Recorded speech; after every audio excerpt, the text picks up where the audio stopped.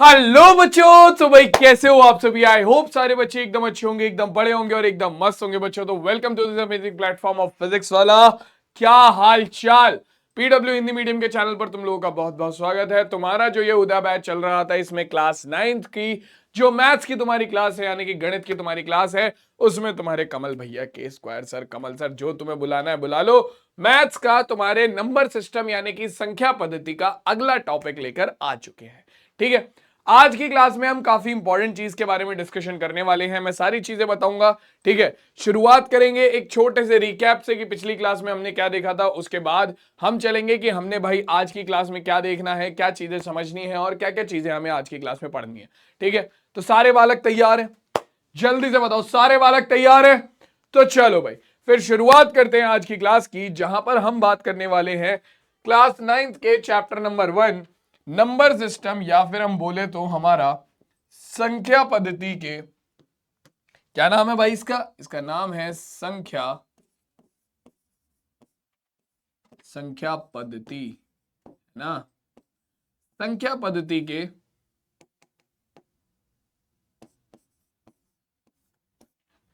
Lecture number 4 में। इससे पहले 3 लेक्चर हो चुके हैं ऑलरेडी, तो जिन बच्चों ने वो लेक्चर नहीं देखे वो लेक्चर जरूर देख लेना। ठीक है, बैकलॉग अपना क्लियर कर लेना, क्योंकि जब तक बैकलॉग रहेगा तब तक नई चीजें समझने में दिक्कत होगी।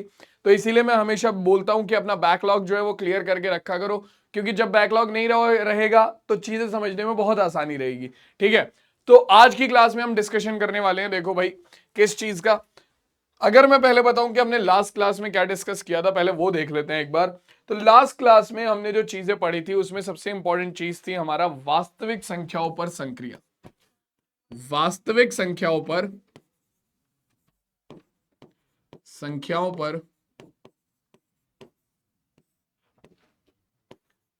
संक्रिया, जहां पर हमने काफी कुछ देखा था। हमने देखा था कि भाई जब हम दो परिमेय संख्याओं को जोड़ते हैं, तो हमारे पास एक परिमेय संख्या आती है। दो परिमेय संख्याओं की हम गुणा भाग घटा करते हैं तो हमारे पास एक परिमेय संख्या निकल कर आती है। लेकिन वहीं अगर हम बात करें कि जब हम दो अपरिमेय संख्याओं को आपस में जोड़ते हैं, घटाते हैं, गुणा करते हैं या भाग करते हैं, तो वहां पर निश्चित नहीं है कि परिमेय संख्या आएगी या अपरिमेय संख्या आएगी। वहां पर परिमेय भी आ सकती है और अपरिमेय संख्या भी आ सकती है। लेकिन अगर वहीं पर हम बात करें कि अगर हम एक परिमेय संख्या और एक अपरिमेय संख्या को जोड़ें और घटाएं, तो जोड़ने और घटाने पर यह फिक्स है कि एक सॉरी एक परिमेय संख्या और एक अपरिमेय संख्या को अगर आप जोड़ते हो और घटाते हो तो यह फिक्स है, यह निश्चित है कि आपके पास हमेशा एक अपरिमेय संख्या आएगी। लेकिन अगर आप एक परिमेय संख्या की और एक अपरिमेय संख्या की गुणा और भाग करते हो, तो भैया देखो, अगर परिमेय संख्या 0 है तो उस केस में तो तुम्हारे पास 0 निकल कर आएगा, यानी कि उस केस में क्या होगा, उस केस में तुम्हारे पास एक परिमेय संख्या निकल कर आएगी। लेकिन अगर परिमेय संख्या 0 नहीं है, यानी कि कोई ऐसी परिमेय संख्या है जो कि 0 नहीं है, लाइक 1 हो गई, -1 हो गई, 1/2 हो गई, -1/2 हो गई, 0 को छोड़कर कोई और परिमेय संख्या अगर है, तो अगर उसके गुणा और भाग तुम किसी भी अपरिमेय संख्या से करते हो तो तुम्हारे पास अपरिमेय संख्या ही निकल कर आती है। तो ये सारी चीजें हमने पिछली क्लास में देखी थी। फिर हमने अपरिमेय संख्या, परिमेय संख्या से जुड़े हुए कुछ वास्तविक संख्याओं पर संबंधित कुछ सूत्र देखे थे पिछली क्लास में। तो आज की क्लास में भी हम उन्हें छोटा सा रिवाइज करेंगे और उसके बाद आज की क्लास में हम क्या पढ़ने वाले हैं बच्चों। तो आज की क्लास में हम देखेंगे एक तो परिमेयकरण के बारे में। परिमेयकरण क्या होता है बच्चों, ये टॉपिक काफी ज्यादा इंपॉर्टेंट है। ठीक है, परिमेयकरण क्या होता है, ये टॉपिक बहुत ज्यादा इंपॉर्टेंट है। तो इस टॉपिक को जरा ध्यान से समझेंगे हम लोग, है ना। इंपॉर्टेंट टॉपिक है, आसान टॉपिक है, बस एक बार समझने वाली बात है। ठीक है ना, मैं पूरी कोशिश करूंगा बिल्कुल बेसिक से तुम्हें सारी चीजें बताऊंगा। ठीक है, तुम्हें बस क्या करना है, अपना कॉपी और पेन लेकर इसे नोट डाउन करते हुए चलना है और जो चीजें मैं समझा रहा हूं उन्हें समझने की कोशिश करनी है। बहुत ईजी है, बहुत ईजी है, टेंशन ना लो। अगर तुमने ये पूरे लेक्चर देख लिया तुम्हें समझ में आ जाएगा परिमेयकरण क्या होता है, तुम्हें समझ में आ जाएगा कि घातांक के नियम क्या होते हैं और उनका इस्तेमाल कैसे करते हैं। ठीक है, अब यहां पर हम घातांक के नियम के बारे में और बात करेंगे। मैं तुम्हें यह भी समझा दूंगा कि घातांक क्या होता है। ठीक है, क्योंकि आधे बच्चों को तो यही नहीं पता होगा कि अभी घातांक क्या होता है। तो घातांक के बारे में ही बात कर लेंगे और उसके नियम तो जो है तो है, वो तो देखने ही है। ठीक है, तो बिना किसी देरी के सीधा शुरुआत करते हैं। टेंशन वाली बात नहीं है, इजी चैप्टर है, लास्ट टॉपिक है इस चैप्टर का। अगला लेक्चर जो होगा उसमें हम बस इस पर बेस्ड इंपॉर्टेंट क्वेश्चन करेंगे, पूरे चैप्टर पर बेस्ड, अलग अलग तरीके के, अलग अलग बुक के, एनसीईआरटी एग्जाम्पलर, ठीक है, आरएस के, ठीक है, और तुम्हारी जो अलग अलग टाइप की बुक हो सकती हैं, जो इंपॉर्टेंट क्वेश्चन हो सकते हैं, जो प्रीवियस ईयर क्वेश्चन हो सकते हैं, वो हम हमारी नेक्स्ट क्लास में डिस्कस करेंगे। तो आज की क्लास की तो कहानी क्या होगी, आज की क्लास की कहानी केवल परिमेयकरण और घातांक के नियम पर चलने वाली है। तो शुरू करते हैं बच्चों सीधा हम हमारे पिछली क्लास के एक रिवीजन से। तो हमने लास्ट क्लास में यही पढ़ा था अभी तक कि भैया संख्या पद्धति में हमारी वास्तविक संख्याओं के बारे में हम बात करते हैं, और वास्तविक संख्या के अंदर हमारी दो तरीके की संख्याएं आ जाती हैं। सबसे पहली परिमेय संख्या, ठीक है, ऐसी संख्या जिन्हें आप p बटे q के रूप में लिख सकते हो, जहां पर p और q पूर्णांक है और q बराबर नहीं है जीरो के, जैसे 1/2, -1/2, -3/4, -7/8, 1.2, ठीक है, या माइनस के हमारा क्या √2 या √2, ठीक है, मतलब सॉरी माइनस के √2 और √2 क्या है, ये हमारी अपरिमेय संख्या में आते हैं। क्योंकि भैया देखो, अपरिमेय संख्या वो होती हैं जिन्हें आप p बटे q के रूप में नहीं लिख सकते, जहां पर p और q पूर्णांक हो और q बराबर ना हो जीरो के, ठीक है। अब वहीं पर हमने देखा था कि परिमेय संख्या का जो दशमलव प्रसार है वो दो प्रकार का हो सकता है, पहला शांत दशमलव प्रसार या अशांत आवर्ती का दशमलव प्रसार, और अपरिमेय संख्याओं का दशमलव प्रसार होता है अशांत अनावर्ती का दशमलव प्रसार। ये सब बहुत बेसिक चीजें हैं जो कि हम पिछली क्लास में रिवाइज कर चुके हैं, हम खाली अभी क्या कर रहे हैं, इनका रिवीजन टाइप कर रहे हैं, ठीक है। अब इसके बाद हमारे पास हमने इन्हीं वास्तविक संख्याओं के ऊपर संक्रिया के बारे में बात करी थी, ठीक है, इन्हीं वास्तविक संख्याओं के ऊपर संक्रिया के बारे में बात करी थी, और उसके बाद मैंने आपको कुछ फॉर्मूलाज बताए थे जो कि अपरिमेय संख्या या जो हमारी रूट वाली संख्या होती है उनके लिए जरूरी है, ठीक है, जो कि तुम्हारे यहां पर सामने लिखे हुए हैं, ठीक। सबसे पहला फॉर्मूला, अगर कहीं पर लिखा हुआ है रूट के अंदर a इंटू बी, तो आप उसे लिख सकते हो √a इंटू √b, या फिर हम इसे ऐसे भी बोल सकते हैं कि अगर कहीं पर लिखा हुआ है √2, मैं सबका एग्जाम्पल एक पेज पे देता हुआ चलता हूं। अगर कहीं पर लिखा हुआ है, ये पहले वाले का एग्जाम्पल है, मान लो कहीं लिखा है √2 इंटू √3, तो आप इसे सीधा सीधा लिख सकते हो सिंगल रूट के अंदर 2 इंटू 3 यानी कि √6, या फिर अगर कहीं लिखा हुआ है रूट के अंदर 2 इंटू 3, तो आप उसे डायरेक्टली लिख सकते हो √2 इंटू √3, ठीक है। ये सबसे पहला फॉर्मूला है। दूसरा फॉर्मूला है, अगर कहीं पर लिखा हुआ है √a अपॉन √b, तो आप उन्हें सिंगल रूट के अंदर a अपॉन b लिख सकते हो, सिंपल सी चीज है। यानी कि अगर कहीं लिखा हुआ है √2 अपॉन √3, तो आप इसे डायरेक्टली लिख सकते हो सिंगल रूट के अंदर 2/3, ठीक है। ये क्लियर है, बहुत इजी फॉर्मूले हैं बच्चों ये, ठीक है। इसके अलावा अगर कहीं लिखा हुआ है √a plus √b into √a minus √b, तो ये डायरेक्टली इज इक्वल टू होता है a माइनस b के। ये फॉर्मूला तुम्हारा इस फॉर्मूले से निकल कर आता है कि x minus y into x plus y is equal to होता है किसके, x square minus y square के, ठीक है। ये फॉर्मूला तुम्हारा इस वाले फॉर्मूले से निकल कर आता है कि x minus y into x plus y is equal to होता है x माइनस वाई स्क्वायर के। तो अगर इस फॉर्मूले को इससे रिलेट करो तो क्या बनता है कि √a plus √b into √a minus √b, तो x की जगह पर √a है, y की जगह पर √b है, ठीक है। तो √a plus √b into √a minus √b, x plus y into x minus y क्या बनता है, x square minus y square. तो यहां पर क्या बनेगा, √a square minus √b square, तो स्क्वायर से रूट हट जाएगा, तो क्या बचेगा हमारे पास, खाली a माइनस b बचेगा। जैसे कि अगर तुम्हारे पास मान लो कहीं आ जाता है √3 माइनस √2 इंटू √3 प्लस √2, तो तुम्हें इसे ये वाला फॉर्मूला लगाकर सॉल्व करने की जरूरत नहीं है कि पहले तुम लिखोगे √3 का स्क्वायर माइनस √2 का स्क्वायर, ना, डायरेक्टली इस फॉर्मूले से लिख सकते हैं √a plus √b into √a minus √b किसके बराबर है, a माइनस b के। तो यहां पर √3 माइनस √2 इंटू √3 प्लस √2 किसके बराबर हो जाएगा, a की जगह पर है 3, b की जगह पर है 2, तो ये सीधा सीधा हो जाएगा a माइनस b के इक्वल, यानी कि 3 माइनस 2 के इक्वल, जिसकी वैल्यू हो गई 1, सिंपल, ठीक है। √a minus √b into √a plus √b is equal to हो जाएगा a माइनस b के, डायरेक्ट फॉर्मूला है, ठीक है। इसके अलावा अगर कहीं पर लिखा हुआ है a plus √b into a minus √b, अब सेम इसी फॉर्मूले से ये वाला फॉर्मूला बना हुआ है, ठीक है। यहां पर बस क्या है, a के ऊपर रूट नहीं है, तो जिसके ऊपर रूट नहीं है उसके ऊपर स्क्वायर बच जाएगा, और जिसके ऊपर रूट है उसका स्क्वायर से स्क्वायर रूट हट जाएगा। तो यहां पर क्या होगा, a स्क्वायर प्लस √b का स्क्वायर बनेगा, तो √b के स्क्वायर से क्या होगा, स्क्वायर से √b का रूट हट जाएगा, तो तुम्हारे पास खाली b बचेगा। तो a plus √b into a minus √b is equal to हो गया a स्क्वायर माइनस b, ठीक है। मान लो तुम्हारे पास है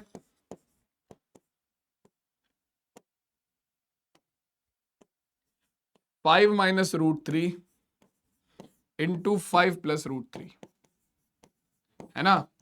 तो a minus root B into A plus root B किसके इक्वल हो जाएगा, ए स्क्वायर यानी कि 5 स्क्वायर माइनस बी के डायरेक्टली यानी कि 3 के। तो 5 का स्क्वायर हो गया 25 माइनस 3 इज इक्वल्स टू हो गया 22 के। सिंपल, डायरेक्ट फॉर्मूला बेस्ड है, डायरेक्ट फॉर्मूला है और कुछ नहीं है। ठीक है, तो ये देखो यहां तक के फॉर्मूले तो तुम्हें जरूर ध्यान होने चाहिए, पहला, दूसरा, तीसरा और ये चौथा। ये 4 फॉर्मूले तो तुम लोगों को जरूर याद होने चाहिए। ठीक है, इसके बाद वाले तुम्हें याद करने कर लो, नहीं करने कोई दिक्कत नहीं है।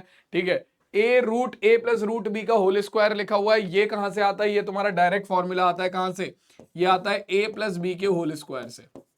ठीक है, A square plus 2ab plus B square, जो ये वाला फॉर्मूला है, बस इस वाले फॉर्मूले में ए की जगह पर रूट ए आ जाएगा और बी की जगह पर रूट बी आ जाएगा। तो रूट ए का square plus 2 into root A into root B plus root B का स्क्वायर, तो क्या होगा, स्क्वायर से स्क्वायर रूट हट गया, स्क्वायर से स्क्वायर रूट हट गया, और यहां पर क्या होगा, root A into root B क्या हो जाएगा, सिंगल रूट के अंदर ए बी।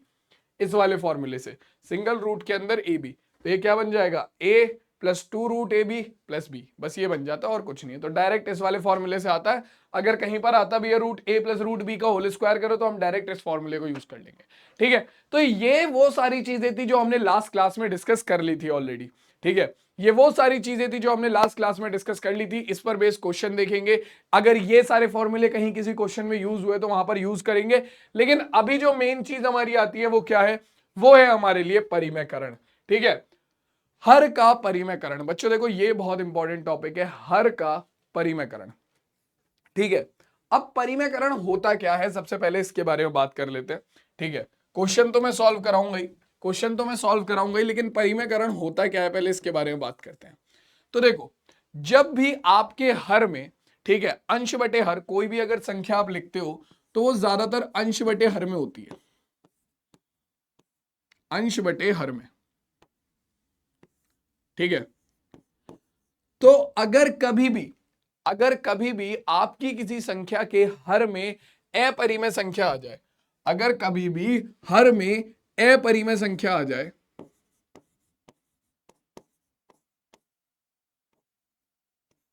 ठीक है, अपरिमेय संख्या आ जाए, कहां पर, हर में। अगर हर में अपरिमेय संख्या आ जाती है ना तो भाई हमें पसंद नहीं आता। ये जैसे होता है ना कि भाई बिरयानी में तुम्हारी क्या आ जाए, इलायची आ जाए, तो मुंह का टेस्ट बिल्कुल खराब हो जाता है। तो सेम बिल्कुल वही वाला हाल इसका भी है कि भैया अगर हर में अपरिमेय संख्या आ जाए तो वो हमें बिल्कुल भी अच्छी नहीं लगती, वो हमें बिल्कुल भी अच्छी नहीं लगती। तो हम क्या करते हैं भैया, हम ये कहते हैं कि ये जो हर है इसमें से भाई अपरिमेय संख्या को हटाओ।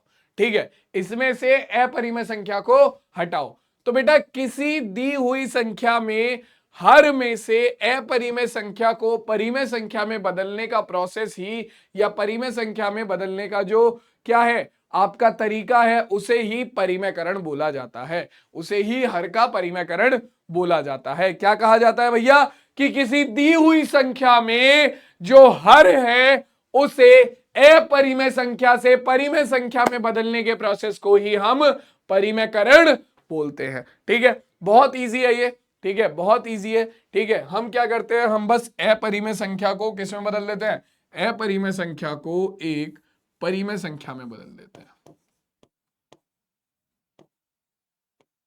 परिमेय संख्या में बदल देते हैं।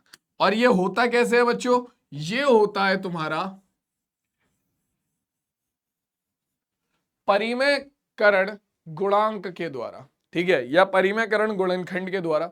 ठीक है, मैं सीधा सीधा बताता हूं कैसे होता है कैसे नहीं, अब देखते हुए चलना जरा। अगर यहां पर अलग अलग तरीके की परिमेय संख्याएं तुम्हारे पास हो सकती है, यहां पर अलग अलग तरीके की परिमेय संख्याएं तुम्हारे पास हो सकती है। ठीक है, जैसे अब सबसे पहली परिमेय संख्या है तुम्हारे पास 1/√2 के हर का परिमेयकरण करो। ठीक है, तुम्हें क्या करना है, 1/√2 के हर का परिमेयकरण करना है। ठीक है, 1/√2 के हर का परिमेयकरण करना है।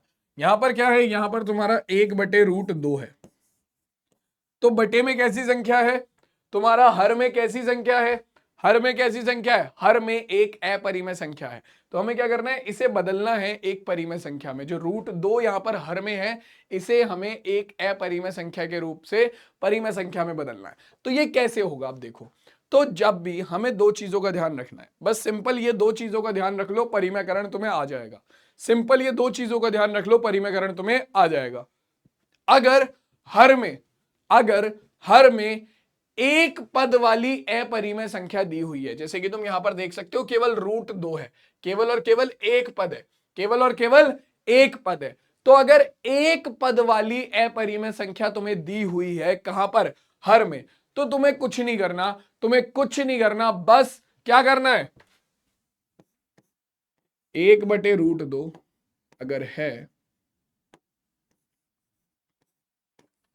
ठीक है, तो हर में क्या है, हर में तुम्हारा सिंगल यानी कि एक पद वाली अपरिमेय संख्या है √2। तो बस इसी संख्या से, जो आपको हर में दी हुई है, इसी संख्या से आपका अंश में और हर में दोनों जगह बस गुणा कर दो। ठीक है, क्या करो भैया, अगर सिंगल पद वाली अपरिमेय संख्या हर में दी हुई है, जैसे कि 1/√2 हो गया, या 1/√3 हो गया, या 1/√5 हो गया, या 1/√14 हो गया, या 1/√17 हो गया, या 1/√111 हो गया, ठीक है, तो ये सब क्या है, ये सिंगल एक पद वाली, एक टर्म वाली अपरिमेय संख्याएं हैं। अगर बटे में तुम्हें एक टर्म वाली अपरिमेय संख्याएं दे रखी हैं, तो कुछ नहीं करना, बस उसी अपरिमेय संख्या से क्या कर देना है, उसी अपरिमेय संख्या से ऊपर नीचे गुणा कर देनी है। तो अब तुम्हारे पास क्या आ जाएगा, देखो ये बन जाएगा √2 की गुणा करेंगे एक में, तो √2 गुणा एक हो गया √2, और √2 की गुणा करेंगे √2 में, तो ये कितना हो जाएगा, ये हो जाएगा √2 का स्क्वायर।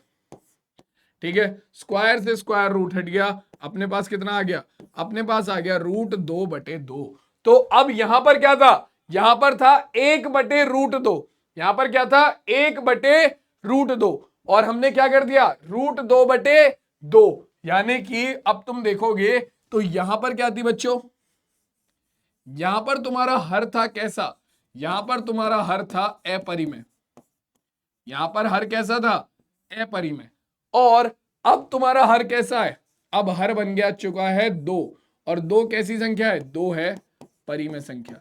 तो बेटा यही जो तुम्हारा प्रोसेस है, एक दी गई संख्या में अगर हर अपरिमेय है, तो उस हर को परिमेय बनाने का ही जो ये पूरा का पूरा प्रोसेस है, इसे हम बोलते हैं हर का परिमेयकरण। क्या बोलते हैं बेटा, हर का परिमेयकरण। और पहला तरीका जो है, या पहली टाइप के जो क्वेश्चन आते हैं, वो मैंने तुम्हें बता दिए हैं। अगर हर में तुम्हारी सिंगल डिजिट है, अगर हर में तुम्हारी सिंगल डिजिट है, जैसे 1/√2, या फिर मैं तुमसे बोलूं कि क्वेश्चन अगर मैं तुम्हें दूं कि 1/√19 के हर का परिमेयकरण करो, कि हर का परिमेयकरण करो, तो क्या होगा बच्चों, परिमेयकरण करो, तो क्या होगा भाई, सिंपल वही तरीका है जो मैंने तुम्हें अभी बताया। क्या होगा, अपना जो नंबर 1/√19 है, तो ये क्या है, √19 एक पद वाली अपरिमेय संख्या है, क्योंकि √19 है, सीधा सीधा √19 है, एक पद वाली अपरिमेय संख्या है। तो अगर एक पद वाली अपरिमेय संख्या है, तो क्या होगा, जो अपरिमेय संख्या है उसी से ऊपर नीचे गुणा कर देंगे। ठीक है, तो यहां पर क्या होगा, √19 से ऊपर गुणा, √19 से नीचे गुणा, तो ऊपर क्या हो जाएगा, √19 गुणा एक कितना हो जाएगा, √19 गुणा एक हो गया √19, और नीचे कितना हो जाएगा, √19 गुणा √19 कितना हो जाएगा, √19 का स्क्वायर। स्क्वायर से स्क्वायर रूट हट गया, अपने पास फाइनल आंसर निकल कर आ गया कितना, अपने पास फाइनल आंसर निकल कर आ गया √19 बटे में कितना, 19। ये लो भाई, सिंपल। ठीक है, एक क्वेश्चन और देखो, क्या है भाई, कि माइनस के 2/√3 का परिमेयकरण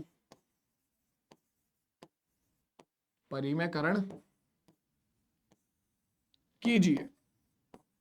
या करें।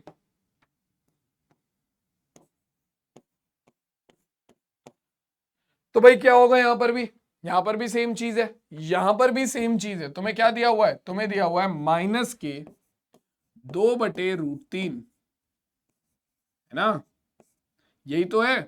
तो क्या करेंगे, बटे में सिंगल क्या है, एक पद वाली अपरिमेय संख्या है, एक पद वाली अपरिमेय संख्या है। तो क्या करोगे, बस इसी से ऊपर नीचे गुणा कर दो, अंश में भी और हर में भी। तो ऊपर बन जाएगा -2√3 बटे में √3 गुणा √3 हो जाएगा कितना, √3 का स्क्वायर यानी कि 3। तो ये बन गया बच्चों तुम्हारा क्या, ये बन गया तुम्हारा 2/√3 का परिमेयकरण। तो भैया सिंपल प्रोसेस है, अगर हर में सिंगल डिजिट वाली संख्या तुम लोगों को दे रखी है मेरे लाल, तो उसका परिमेयकरण कैसे होगा, सिंपल इस तरीके से होगा।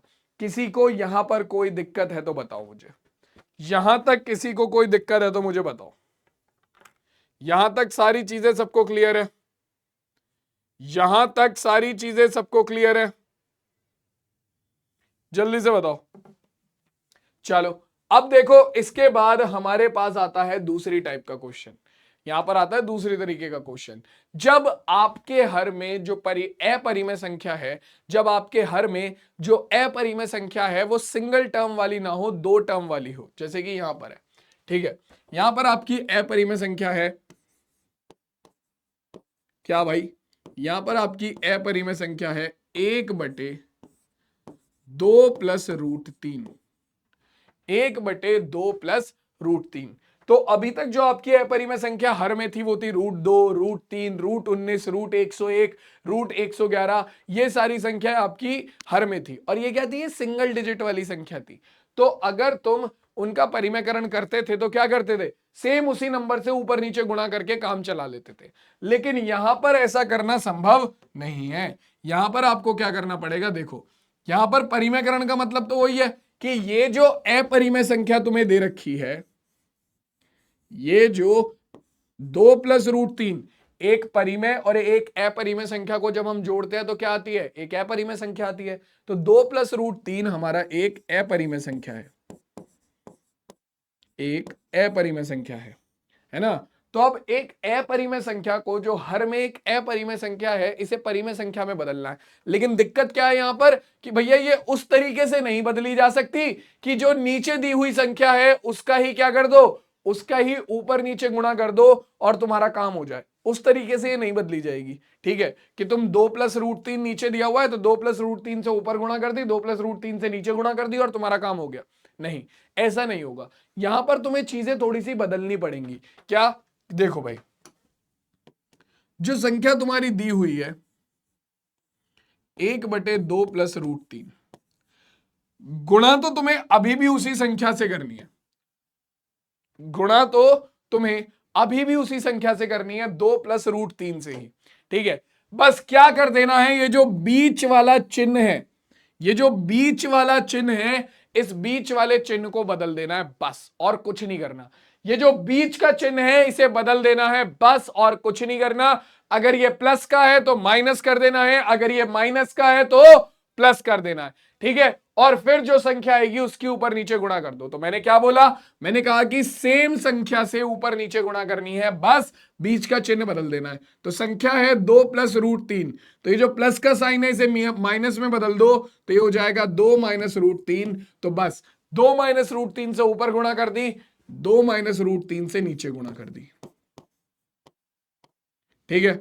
अब हमारे पास क्या बन गया, देखो बच्चों, ऊपर तो बन गया 2 - √3 गुणा 1, तो 2 - √3, बटे में नीचे क्या बन गया, 2 + √3 गुणा 2 - √3। हमने अभी थोड़ी देर पहले एक फॉर्मूला पढ़ा था, क्या था भाई फॉर्मूला, फॉर्मूला था हमारा कि भैया a + √b गुणा a - √b, ये डायरेक्टली बराबर होता है a² - b के, ठीक है। तो यहां पर भी तो वही बन रहा है, 2 + √3 गुणा 2 - √3, डायरेक्ट फॉर्मूला बन रहा है, तो ये किसके इक्वल हो जाएगा, ये डायरेक्टली इक्वल हो जाएगा किसके, आपका 2 का स्क्वायर माइनस b यानी कि 3 के। तो अपने पास कितना आ गया, 2 - √3 अपॉन में 2 का स्क्वायर करेंगे 4 - 3, तो सॉल्व करने पर हमारे पास क्या निकल कर आ गया, सॉल्व करने पर हमारे पास निकल कर आ गया 2 माइनस रूट 3 बटे में 4 माइनस 3 कितना हो गया 1। तो अब तुम देख सकते हो कि तुम्हारी जो अपरिमेय संख्या थी हर में, जो अपरिमेय संख्या थी हर में, वो बदल दी गई है एक परिमेय संख्या से, वो बदल दी गई है एक परिमेय संख्या से। तो क्या हुआ, इसके हर का परिमेयकरण हो गया। तो बच्चों देखो अब क्या समझ में आया कि अगर बटे में एक पद वाली अपरिमेय संख्या है तो सिंपल है, उसी संख्या से ऊपर नीचे गुणा कर दो, काम खत्म हो जाएगा। अगर बटे में एक पद वाली अपरिमेय संख्या है तो सिंपल है कि उसी संख्या से ऊपर नीचे गुणा कर दो, तुम्हारा काम हो जाएगा।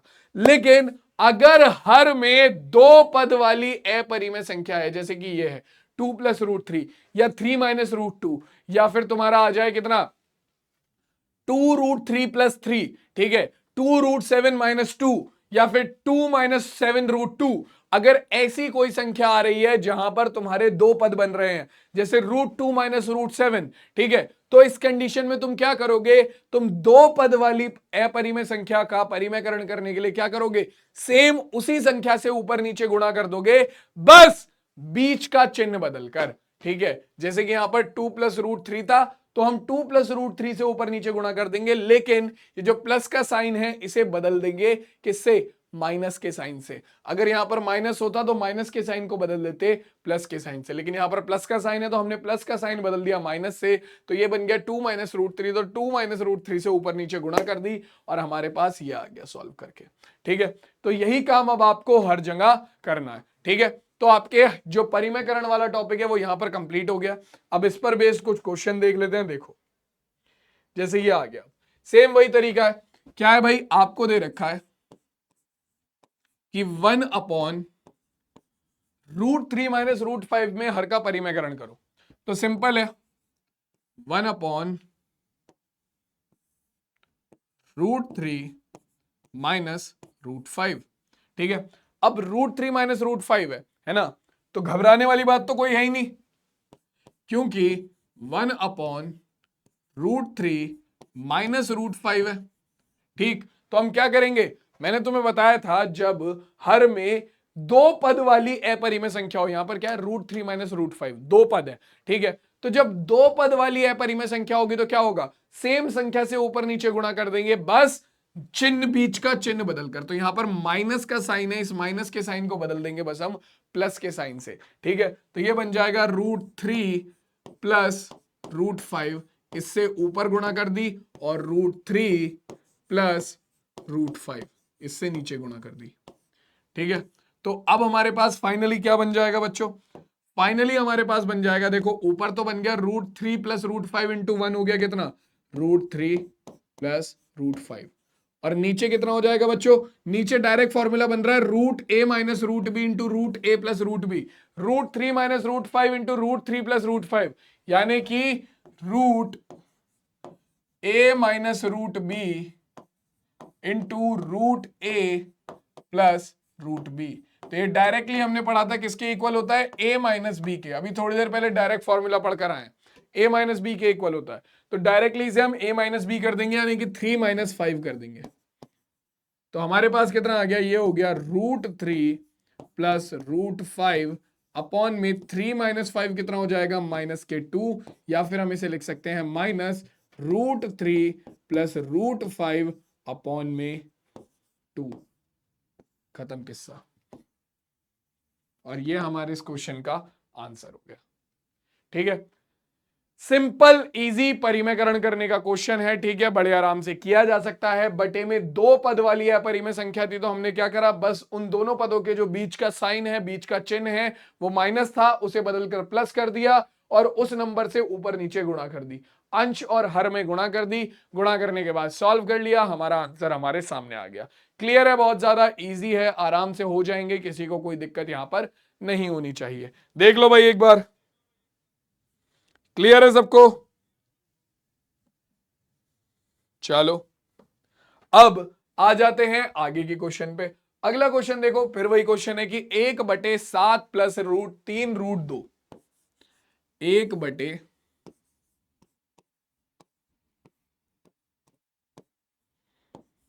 7 प्लस 3√2। इसमें क्या करना है, हर का परिमेयकरण करना है। तो सिंपल है भाई, आराम से हो जाएगा, कर लो जरा, कर लो भाई। हर का परिमेयकरण क्या होगा, सेम नंबर से ऊपर नीचे गुणा, बस बीच का चिन्ह बदल दो। तो 7 प्लस 3√2 है, प्लस को बदल देंगे माइनस से, तो 7 माइनस 3√2 से ऊपर नीचे गुणा कर दो, तो हो जाएगा 1/7 प्लस 3√2। इसमें क्या करेंगे, ऊपर गुणा कर देंगे 7, प्लस को बदल देंगे माइनस 3√2 से,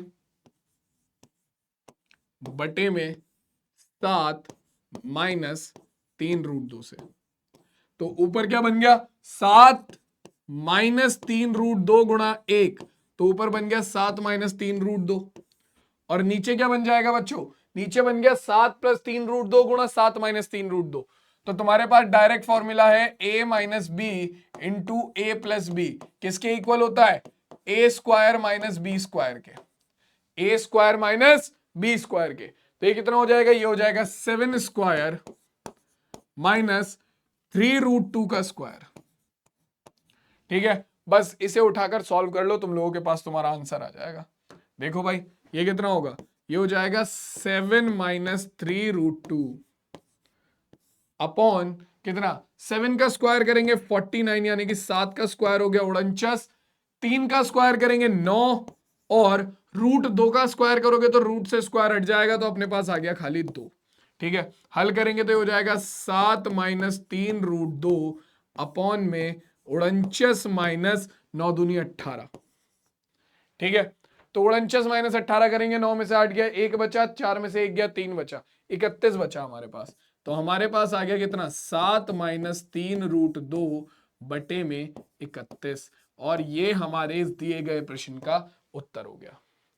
ठीक है, सिंपल है, कुछ नहीं करना, बस ये देखो कि हर में कौन सी संख्या दी हुई है। जो संख्या हर में दी हुई है अगर वो एक पद वाली है तो उसी संख्या से ऊपर नीचे गुणा कर दो, और अगर वो दो पद वाली है तो दोनों पदों के बीच में जो चिन्ह है उस चिन्ह को बदलकर जो संख्या आएगी उससे ऊपर नीचे गुणा कर दो। ठीक है, तो तुम्हारे हर का परिमेयकरण हो जाएगा। ठीक है, सिंपल, इजी, इजी, बच्चों का खेल एकदम। ठीक है भाई, क्लियर है सबको, चलो आगे बढ़ते हैं। अब देखो भैया, अब यहां पर हम परिमेयकरण वाले टॉपिक को रखते हैं साइड में। परिमेयकरण के जितनी तरीके के सवाल हो सकते थे वो मैंने तुम्हें करा दिए। ठीक है, कुछ एक्स्ट्रा सवाल जो होंगे वो हम अगली क्लास में देख ही लेंगे, जो इंपॉर्टेंट क्वेश्चन वाली क्लास है वहां पर हम इसके बारे में चर्चा कर ही लेंगे। ठीक है, तो घबराने वाली कोई बात नहीं है। अभी तुम्हें क्या करना है, जो परिमेयकरण मैंने सिखाया है उसके बेसिस पर जो भी बुक तुम्हारे पास अवेलेबल है, जो भी किताब तुम्हारे पास है, अगर किसी के पास अभी नहीं है तो भाई एनसीईआरटी की किताब तुम्हें मिल जाएगी वेबसाइट पर एनसीईआरटी की। डायरेक्ट गूगल पे जाना, एनसीईआरटी डालना, खाली एनसीईआरटी डालना। ठीक है, पहला लिंक आएगा एनसीईआरटी का, दूसरा लिंक आएगा textbook first to twelfth. ठीक है, दूसरा लिंक आएगा textbook first to twelfth. वो टेक्स्ट बुक पे क्लिक करना, वहां पर तुम जाकर अपनी क्लास डालोगे, सब्जेक्ट डालोगे, और जैसे सब्जेक्ट तुम मैथ्स डालोगे तो तीसरा सेक्शन वो पूछेगा लैंग्वेज, हिंदी में चाहिए, इंग्लिश में चाहिए या फिर उर्दू में चाहिए। तो हिंदी के लिए गणित सेलेक्ट करना, इंग्लिश के लिए मैथमेटिक्स सेलेक्ट करना, और उर्दू के लिए रियाजी सेलेक्ट करना। ठीक है, तो हमें तो हिंदी में चाहिए तो हम गणित सेलेक्ट करेंगे। भैया तुमने पहले अपनी क्लास सेलेक्ट कर ली, क्लास 9th, सब्जेक्ट सेलेक्ट करा मैथ्स, और उसके बाद गणित। ठीक है, गणित सेलेक्ट करने के बाद तुम्हारी जो किताब है वो खुल जाएगी, गो कर देना, किताब खुल जाएगी। किताब खुलने के बाद तुम आराम से वहां पे अपने सारे चैप्टर्स और उन पर बेस्ड क्वेश्चन देख सकते हो। एनसीईआरटी की पूरी किताब पढ़ी है वहां पर। ठीक है, तो जिस बच्चे के पास बुक है बहुत अच्छी बात है, जिसके पास बुक नहीं है वहां से देखकर तुम क्वेश्चन की प्रैक्टिस कर सकते हो परिमेयकरण की, जब तक अगली क्लास नहीं आती है। ठीक है, अब चलो सीधा नेक्स्ट टॉपिक पर, और वो है वास्तविक संख्याओं के लिए घातांक के नियम। ठीक है, वास्तविक संख्याओं के लिए घातांक के नियम क्या है भाई। अब यहां पर देखो, ये चीज सारी तुम पहले भी पढ़ चुके हो। ठीक है, लेकिन अब हम यहां पर बात करेंगे घातांक सबसे पहले क्या होती है। घातांक क्या होती है, मान लो लिखा हुआ है 2 की पावर 8। ठीक है, 2 की पावर 8, तो यहां पर 2 हमारा क्या है, 2 है हमारा आधार। ठीक है, और 8 हमारा क्या है, 8 है बच्चों हमारा घातांक। तो ये जो घात वाला अंक होता है ना, ये जो घात वाली, ये जो पावर होती है या फिर ये जो किसी संख्या की घात होती है उसी को हम घातांक बोलते हैं। तो यहां पर घातांक हमारा क्या है, 8 है। तो यहां पर अब जब हम बात करने वाले हैं, यहां पर बात किस बारे में करेंगे कि अगर किसी संख्या के ऊपर आपका कोई घातांक दिया हो जो कि वास्तविक संख्या हो, यानी कि अगर घात में कोई भी वास्तविक संख्या हो सकती है। अब घात में कोई भी वास्तविक संख्या हो सकती है। घात में हो सकता है √2 हो जाए, घात में हो सकता है 1/2 हो जाए, घात में हो सकता है -1/2 हो जाए। अभी तक तुमने ये सारी चीजें नहीं पढ़ी थी, अभी तक तुमने पढ़ा था बस कि घात में 1 आ गया, घात में 2 आ गया, घात में 1/2 आ गया। ठीक है, ये सारी चीजें तुमने क्लास 8 तक पढ़ी थी, लेकिन अभी तक तुमने ये नहीं पढ़ा कि अगर घात में -1/2 आ जाए तो क्या होगा, घात में √2 आ जाए तो क्या होगा, घात में √7 आ जाए तो क्या होगा। तो देखो, उन सब के लिए भी सेम फॉर्मूले बनते हैं जो कि अभी तक तुमने पहले से पढ़े थे। ठीक है, जैसे कि अगर कहीं पर लिखा हुआ है a⁻m गुणा a⁻n, मतलब कि क्या है, मतलब तुम्हारा आधार जो है वो समान है और घात अलग अलग है। ठीक है, घात अलग अलग है। जैसे यहां पर आधार क्या है, a, घात क्या है, m और n। ठीक है, आधार समान है और घात अलग अलग है और दोनों पद गुणा में है, तो क्या होगा, आपका आधार तो वही रहेगा और दोनों घात आपस में जुड़ जाएंगी। ठीक है, फॉर एग्जाम्पल मैं हाथों हाथ एग्जाम्पल से प्रैक्टिस कराता हुआ चलता हूं तुम लोगों की। देखो, अगर कहीं लिखा हुआ है 2 की घात -3 गुणा 2 की घात 4, ठीक है, ये कहीं लिखा हुआ है। ठीक, ये कहीं लिखा हुआ है, तो तुम इसे सीधा सीधा लिख सकते हो भैया फॉर्मूले से कि भाई आपका आधार क्या है, आधार समान है, तो ये हो जाएगा आधार वही रहेगा और जो दोनों घातें हैं वो आपस में जुड़ जाएंगी। तो -3 + 4, दोनों घातें आपस में जुड़ गई, तो -3 + 4 कितना हो जाएगा, -3 + 4 हो जाएगा हमारा प्लस का 1, यानी कि ये आ गया 2 की घात 1 यानी कि 2। सिंपल। ठीक है, तो अगर कहीं भी आपका ऐसा दिया हुआ है कि दो आधार, समान आधार वाले पद जो है वो गुणा में है, ठीक है, और उनकी घातें अलग अलग है, उनकी घातें अलग अलग है, तो क्या होगा, आधार वही रहेगा और घात आपस में जुड़ जाएगी। ठीक है, अब सेम यही किस्सा बनेगा किसके लिए, सेम यही किस्सा बनेगा किसके लिए, जब आपकी क्या हो, आपके जब आधार समान हो और घात अलग अलग हो और ये दोनों पद क्या हो, ये दोनों पद आपस में भाग में हो, आपस में भाग में हो, तो उस केस में क्या होगा, उस केस में आपका क्या होगा, दोनों घात जो है, जो नीचे वाली घात है वो ऊपर वाली घात से माइनस हो जाएगी। ठीक है, आधार सेम रहेगा। ठीक, मैंने क्या बोला कि मान लो आधार सेम है और मैं इसे ले लेता हूं -4। ठीक है, -4 ले लिया मैंने इसे, तो क्या होगा भाई, आधार तो सेम है दोनों का, आधार तो सेम है दोनों का, तो 2 ऐसे ही रहेगा और क्या हो जाएगा बच्चों, आपका ऊपर वाली घात में से नीचे वाली घात जो है वो माइनस हो जाएगी। तो मैंने 4 में से -4 को माइनस कर दिया, 4 में से -4 को हमने माइनस कर दिया, तो अपने पास कितना आ जाएगा, 2 4 माइनस माइनस कितना हो जाएगा, माइनस माइनस +4, तो अपने पास आ गया कितना, 4 और 4 8, तो 2 की घात 8 हमारे इस प्रश्न का उत्तर हो जाएगा। ठीक है, एक और एग्जांपल से बता देता हूं मैं तुम्हें, एक ही हो गया, एक और ले लो। मान लो तुम्हें दे दिया गया 3 की घात 9 बटे 3 की घात 7, तो सिंपल है, आधार क्या है, आधार दोनों के समान है, घात क्या है, घात अलग अलग है और दोनों भाग में है, तो क्या होगा, आधार वही रहेगा और ऊपर वाली घात में से नीचे वाली घात जो है वो माइनस हो जाएगी। तो तुम्हारे पास कितना आ गया, 3 की घात 9 - 7 कितना हो गया, 2, तो 3 की घात 2 मतलब 9। सिंपल। ठीक है, तो ये तुम्हारा तरीका है जब दो समान आधार वाले पद जिनके घातांक या घात अलग अलग हो, ठीक है, अगर वो भाग में है तो उन्हें कैसे हल करेंगे, पद वही रहेगा, घात दोनों की आपस में माइनस हो जाएगी, जो नीचे वाली घात है वो ऊपर वाली घात में से माइनस हो जाएगी। ठीक है, चलो भाई, अब देखो आगे क्या है, अगर कहीं पर लिखा हुआ है, अब क्या है कि पद के आधार जो है वो अलग अलग है, आधार जो है वो अलग अलग है लेकिन घात सेम है, आधार क्या है, अलग अलग है और घात सेम है, और पद क्या है, आपस में गुणा में है। a की घात m गुणा b की घात n अगर कहीं पर लिखा हुआ है, आधार अलग अलग है, घात सेम है, तो क्या होगा, दोनों पद आपस में गुणा में हो जाएंगे और घात वही रहेगी। ठीक है, फॉर एग्जाम्पल अगर कहीं पर लिखा हुआ है 2 की घात 4 गुणा 3 की घात 4, या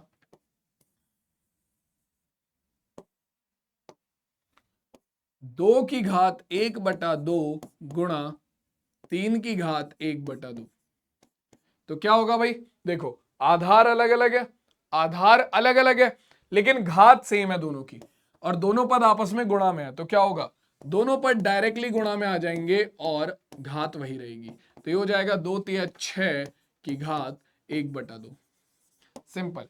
मतलब कि आपका क्या होना चाहिए? आपका अगर घात सेम है, घात सेम है और दो अलग अलग आधार वाले पद गुणा में है, तो क्या होगा? दोनों पद की आपस में गुणा हो जाएगी और घात आपकी वही रहेगी। ठीक है, क्लियर हो गई बात? आगे सबको समझ में? अब जैसे गुणा में था वैसे ही भाग में होगा, कि अगर दो अलग आधार वाले पद क्या है जिनकी घात सेम हो वो भाग में हो। ठीक है, जैसे कि a की घात m बटे b की घात m, तो यहां पर क्या होगा? आपका a और b क्या हो जाएंगे? आपस में भाग में आ जाएंगे और घात उनकी एक ही रह जाएगी। देखो जैसे कि अगर तुम्हारे पास आ जाए 2 की घात -1/2 बटे 3 की घात -1/2, तो ये डायरेक्टली क्या हो जाएगा? 2/3 की घात -1/2। खत्म बात। ठीक है, 2/3 की घात -1/2, क्योंकि क्या है? दोनों की घात सेम है, पद आधार अलग अलग है और दोनों के दोनों भाग में है, तो क्या होगा? दोनों भाग में आ जाएंगे आपस में और घात क्या हो जाएगी? घात आपकी वही रहेगी। ठीक है, इसके अलावा अगर कहीं लिखा है a की घात m ब्रैकेट बंद n, तो उसमें तुम क्या करोगे? पद वही रखोगे, जो ब्रैकेट के बाहर और ब्रैकेट के अंदर पावर है उनके आपस में गुणा हो जाएगी। ठीक है, सिंपल। ठीक, a की घात 0 का मान हमेशा क्या होगा? a की घात 0 का मान हमेशा 1 होगा। किसी भी संख्या की घात 0 ले लो, 2 की घात 0, 3 की घात 0, 4 की घात 0, 8 की घात 0, 100 की घात 0, √3 की घात 0, -√3 की घात 0, किसी की भी घात 0 लोगे उसका मान हमेशा 1 होता है। और अगर कहीं लिखा हुआ है a की घात -m, तो उसका मतलब होता है 1/am। क्यों? जैसे कि यहां पर मान लो अगर लिखा हुआ है कहीं कितना? 2 की घात -3, तो इसका मतलब होता है बच्चों 1/2 की घात 3। ठीक है, अगर कहीं लिखा हुआ है जैसे यहीं पर लिखा हुआ था 2 की घात -1/2, 2/3 की घात -1/2, तो इसका मतलब होगा कितना? 2/3 की घात 1/2। मतलब जो भी घात माइनस में होती है वो क्या होती है? वो 1 के बटे में आ जाती है। जो भी घात माइनस में होती है वो 1 के बटे में आ जाती है। अब तुम इसे सॉल्व करोगे तो क्या होगा? ये पलट कर ऊपर चला जाएगा और ये बन जाएगा 3/2 की घात 1/2। ठीक है, पलट कर ऊपर चला जाएगा। ठीक, तो बच्चों ये तुम्हारा तरीका होता है अगर घात माइनस में है। ठीक है, अगर घात माइनस में है। ठीक, एक और चीज है वो भी नोट कर लो। अगर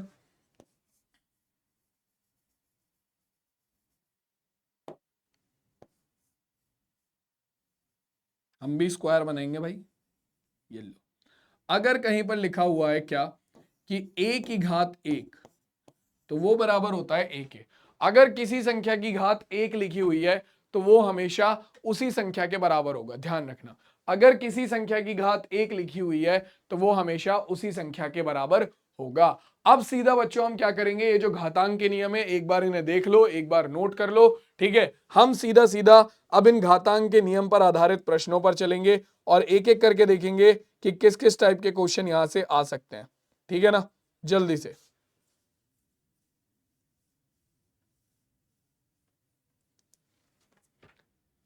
देख लो भाई एक बार, फिर हम एक एक करके क्वेश्चन पे चलते हैं। चलो, तो देखो सबसे पहले पहला क्वेश्चन।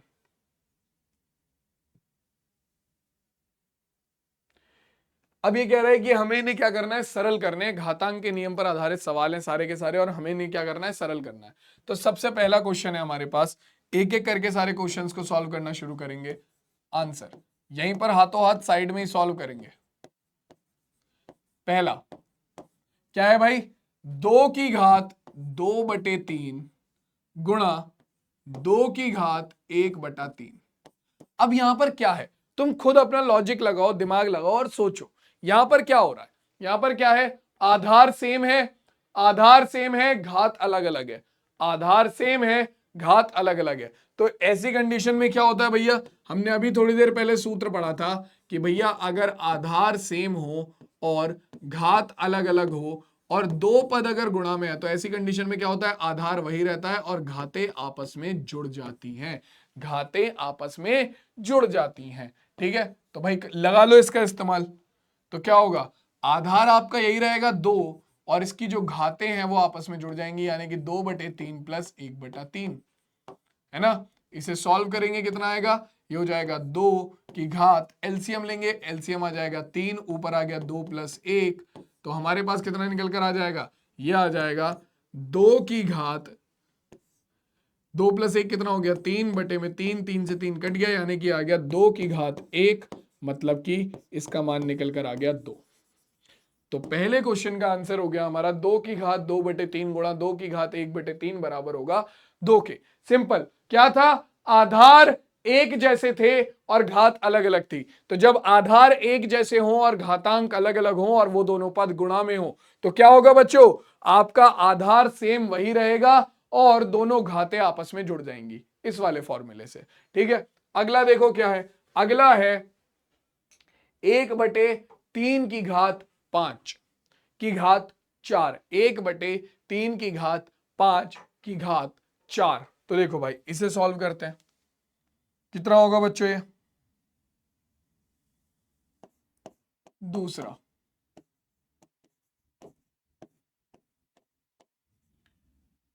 1/3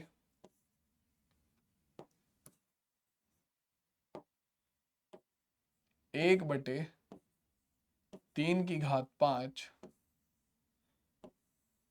की घात 4। सिंपल, अब इसे कैसे सॉल्व करें, तो मैंने आपको 2 मिनट पहले ही एक सूत्र बताया था। ठीक है, 2 मिनट पहले ही हमने सूत्र पढ़ा है एक, कि अगर कहीं पर लिखा है a/b की पावर m, तो उसे हम लिख सकते हैं क्या, a की पावर m अपॉन b की पावर m। ठीक है, ये उसे लिखा जा सकता है, तो सेम इसका इस्तेमाल यहां पर होगा। ठीक है, यहां पर हम इसे कर देंगे कितना, 1 की पावर 4 यानी कि 1 की घात 4 बटे में 3 की घात 5 की घात 4। अब इसे सॉल्व करेंगे तो 1 की घात 4 का मतलब तो हो जाता है 1, और हमने अभी थोड़ी देर पहले एक और फॉर्मूला पढ़ा था कि आपका a की घात n की घात m अगर कहीं लिखा हुआ है तो क्या होता है, जो ब्रैकेट खोलते हैं हम, ब्रैकेट खोलने पर क्या होता है, दोनों घातों की आपस में गुणा हो जाती है, तो a की घात n गुणा m। तो यहां पर भी क्या होगा, यहां पर भी जब हम ब्रैकेट खोलेंगे तो दोनों घातों की आपस में गुणा हो जाएगी, तो ये बन जाएंगे 3 की घात 5 गुणा 4। तो अपने पास कितना आ जाएगा, 1/3 की घात 20, 5 चौक 20। अब तुम इसे हल कर लो, क्या आएगा वो तुम देख सकते हो। ठीक है, 3 की घात 20, 3 गुणा 3 गुणा 3 गुणा 3 गुणा 3, 20 बार करके देख लो, वही तुम्हारा आंसर हो जाएगा।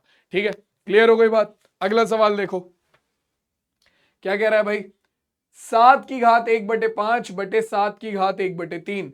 तो यार देखो ये तुम खुद से कर सकते हो, यहां पर डायरेक्ट फॉर्मूला लग जाएगा, कौन सा वाला, देखो आधार सेम है, घात अलग अलग है और दो पद कैसे हैं, दो पद भाग में है। तो क्या होता है, जब आधार सेम होते हैं, घात अलग अलग होती है और दो पद भाग में होते हैं, तो आधार वही रहता है और घात क्या हो जाती हैं, आपस में माइनस हो जाती हैं।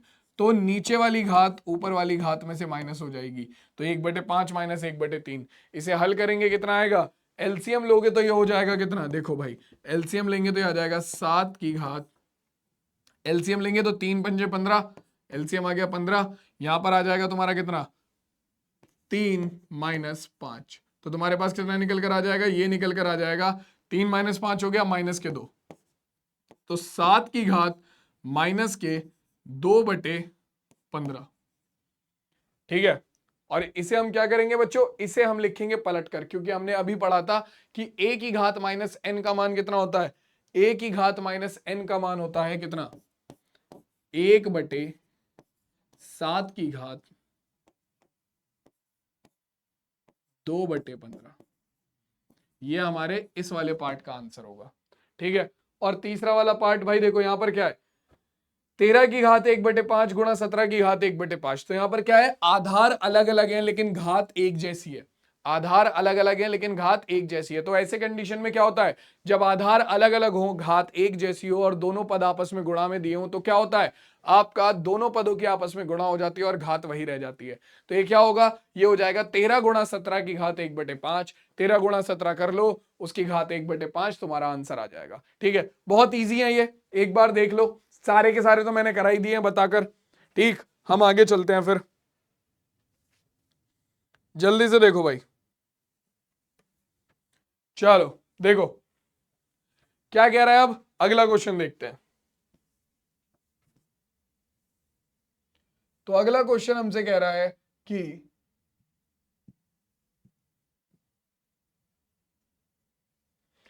घातांक के नियम, 64 की घात 1/2, 32 की घात 1/5, 125 की घात 1/3, इन्हें हमें क्या करना है, सरल करना है।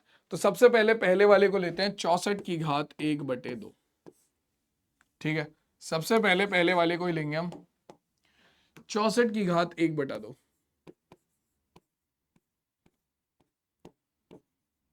फर्स्ट, बहुत इजी है ये।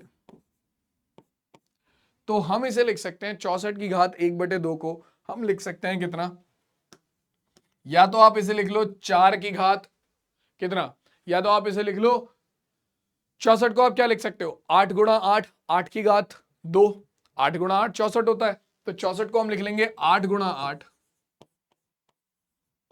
की घात 1/2। 8 गुणा 8 का मतलब कितना हो गया, 8 का स्क्वायर की घात 1/2। तो अभी हमने थोड़ी देर पहले सूत्र पढ़ा था क्या, कि अगर कहीं पर लिखा हुआ है a की घात n की घात m, बताओ, तुम खुद बताओ ना, कमेंट्स में तुम लोग भी तो बताओ कि कौन सा सूत्र रहेगा। तुम खुद देखो, अगर कहीं पर लिखा है a की घात n गुणा m, तो उसका मतलब क्या होता है, ब्रैकेट खुलते ही दोनों की घातों की गुणा हो जाती है ना।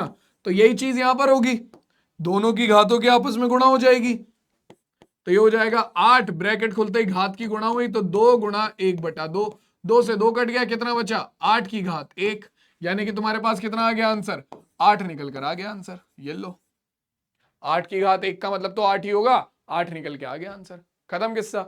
अगला देखो, 32 की घात 1/5, सॉरी 32 की घात 1/5,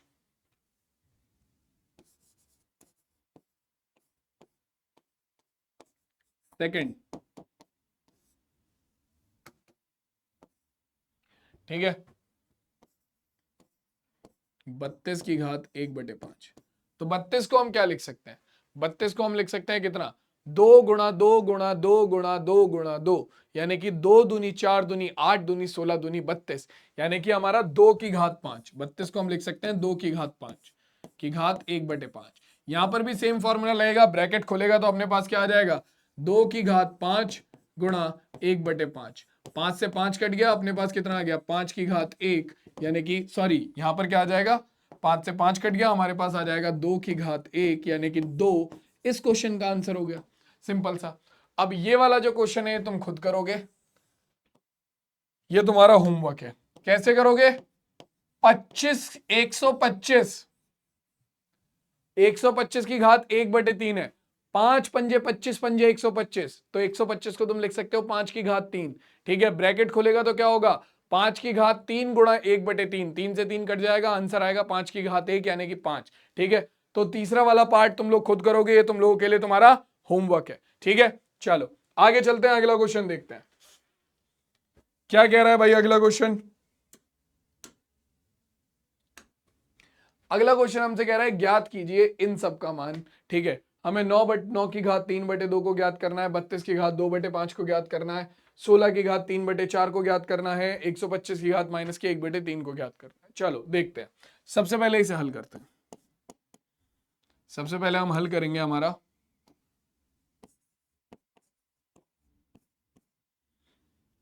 9 की घात 3/2, तो क्या होगा बच्चों, देखो हम 9 को क्या लिख सकते हैं, हम 9 को लिख सकते हैं 3 की घात 2, बचपन से जानते हैं 9 हमारा क्या होता है, 3 की घात 2। 3 की घात 2 की घात 3/2। ठीक है, ब्रैकेट खुलेगा, तुम्हें पता है ब्रैकेट खुलेगा तो क्या होगा, दोनों घातों के आपस में गुणा हो जाएगी, तो ये हो जाएगा 3 की घात 2 गुणा 3/2।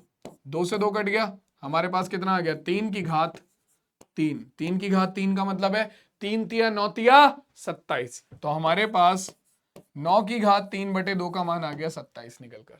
9 की घात 3/2 का मान आ गया 27 निकलकर। ठीक है, अगला सवाल देखो, सेम इसी तरीके से होगा अगला सवाल भी, सेम इसी तरीके से होगा अगला सवाल भी, डिट्टो यही सवाल है।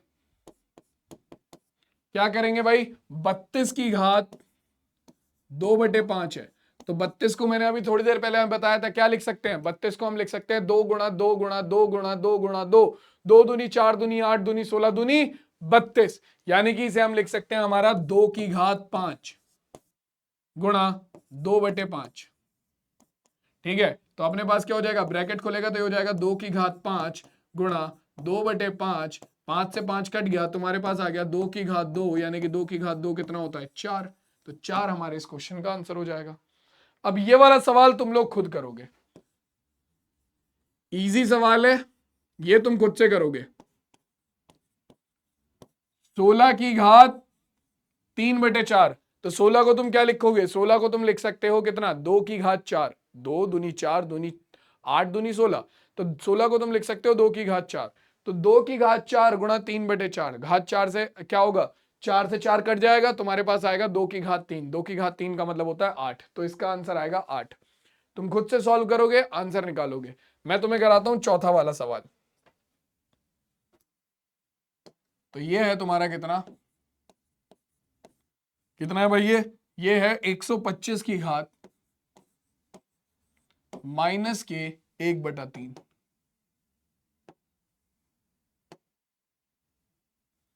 माइनस के 1/3।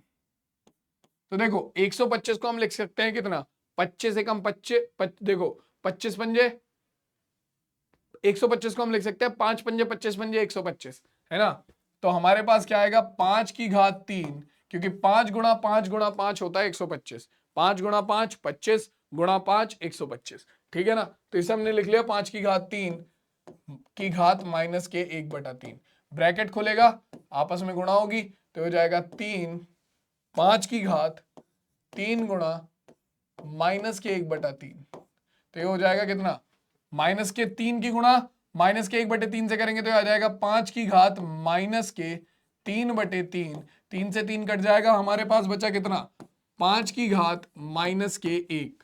और अभी थोड़ी देर पहले ही हमने एक सूत्र रिवाइज करा था, क्या, कि अगर कहीं पर लिखा हुआ है a की घात माइनस के n, तो इसका मतलब होता है 1/a की घात n, तो जैसे कि यहां पर लिखा हुआ है 5 की घात माइनस के 1, तो इसका मतलब हो जाएगा 1/5 की घात 1, और हमारे पास आ जाएगा 5 की घात 1 का मतलब 5, तो हमारा आंसर हो गया 1/5। तो 125 की घात माइनस के 1/3 बराबर हो गया किसके, 1/5 के। ठीक है, तो यह हमारे इस क्वेश्चन का आंसर हो गया। यहां तक सबको क्लियर है, किसी भी बच्चे को यहां तक कोई दिक्कत है तो बताओ, क्लियर है सबको, ये जल्दी से देख लो, क्लियर है भाई, चलो अब आगे देखो, अगला सवाल देखो क्या कह रहा है, कह रहा है कि 8 की घात 4/3 ज्ञात कीजिए, इसका क्या मान होगा। 8 की घात 4/3 का मान पूछ रहा है हमसे ये, तो देखो 16 8 4 या 2, कमेंट में बताओ कौन सा विकल्प सही होगा, ए बी सी या फिर डी, जल्दी से तुम लोग कमेंट में बताओ, इतने में सॉल्व कराता हूं। देखो 8 की घात है 4/3, ठीक है, तो तुम 8 को क्या लिख सकते हो, तुम 8 को लिख सकते हो कितना, 2 की घात 3 लिख सकते हैं हम 8 को, क्योंकि 2 दूनी 4 दूनी 8, 2 की घात 3 लिख सकते हैं, तो 2 की घात 3 की घात 4/3।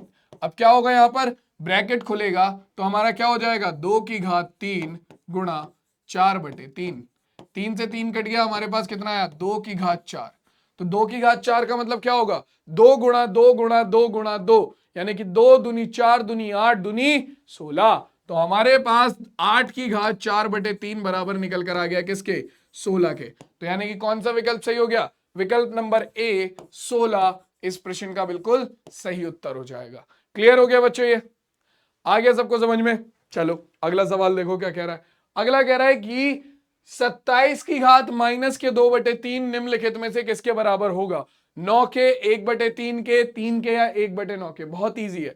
27 की घात माइनस के 2/3, इजी है बहुत।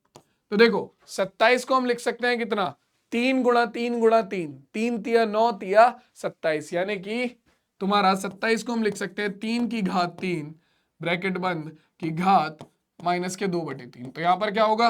ब्रैकेट खुलेगा तो हो जाएगा 3 की घात 3 गुणा माइनस के 2/3, इसकी गुणा इसमें होगी तो ये क्या हो जाएगा?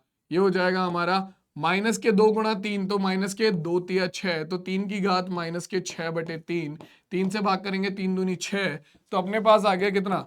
3 की घात माइनस के 2। अब घात माइनस के 2 है, हमें पता है अगर घात माइनस में है तो ये क्या होगा? ये आ जाएगा बटे में, तो हमारे पास आ गया 1/3 की घात 2। तो 3 की घात 2 का मतलब कितना हो गया? 1/9। तो कौन सा विकल्प सही हो गया बच्चों? 1/9 हमारे इस प्रश्न का सही उत्तर हो जाएगा, यानी कि डी विकल्प 1/9 इस प्रश्न का बिल्कुल सही उत्तर है। तो बच्चों देखो, इसी के साथ हमारे जो आज के क्वेश्चन है वो यहीं पर खत्म होते हैं।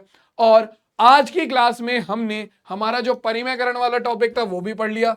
हमने देखा कि अगर किसी संख्या के हर में अगर कोई अपरिमेय संख्या दी हुई है, ठीक है, तो उसे अपरिमेय संख्या को परिमेय संख्या में बदलना ही हमारा परिमेयकरण कहलाता है। और कैसे बदलते हैं? अगर सिंगल डिजिट वाली, सिंगल पद वाली, एक पद वाली अगर आपकी अपरिमेय संख्या है तो हम क्या करते हैं? उसी संख्या से ऊपर नीचे गुणा कर देते हैं। और अगर दो पद वाली अपरिमेय संख्या हर में है तो हम क्या करते हैं? उन दोनों पदों के जो बीच का चिन्ह है उसे बदल कर जो संख्या आती है उससे अंश और हर में गुणा कर देते हैं। ठीक है, परिमेयकरण में हमने ये देखा।